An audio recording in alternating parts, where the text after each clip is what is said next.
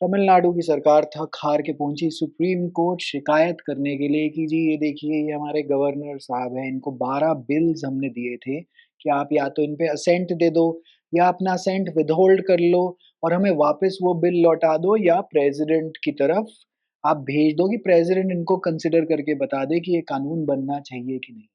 और गवर्नर कुछ नहीं करता है। तो तमिलनाडु की सरकार ने अप्रोच किया सुप्रीम कोर्ट को और इनको बोला कि भाई साहब इनको बोलो कुछ काम करें कि हम सरकार चलाएं तो चलाएं कैसे।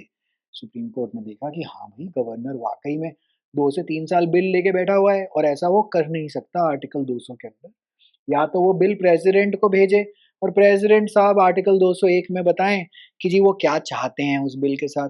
और फिर प्रेसिडेंट साहब ने भी आगे असेंट नहीं दिया, फिर अगर असेंट या तो वो दें या वो अपना असेंट विदहोल्ड कर लें, लेकिन उसके बाद भी राज्य सरकार काम कैसे करे।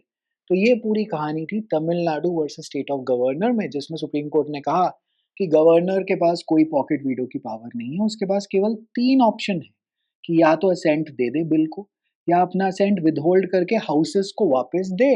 वो रिकंसिडर करके अगर इनको वापस दें गवर्नर को बिल तो इनको असेंट देना ही देना पड़ेगा या वो प्रेसिडेंट के लिए रिजर्व कर दें बिल और फिर प्रेसिडेंट को भी एक फिक्स टाइमलाइन में। और ऐसे पे इन्होंने टाइमलाइन लगा दी जो कि कॉन्स्टिट्यूशन में लिखा हुआ आर्टिकल 200 में एज सून एज पॉसिबल। लेकिन सुप्रीम कोर्ट ने कहा या तो 1 महीने में काम करें या 3 महीने में आउटर लिमिट्स में।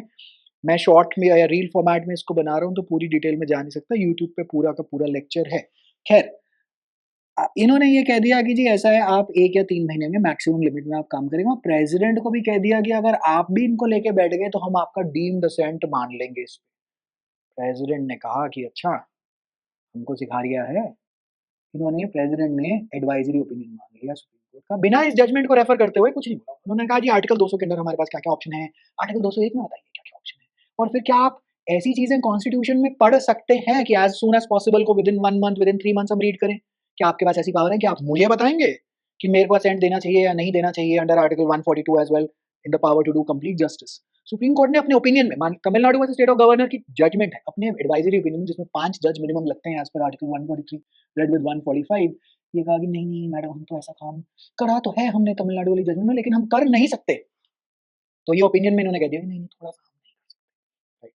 और ये आज का ओपिनियन है लेकिन जजमेंट में इन्होंने कुछ और कहा था।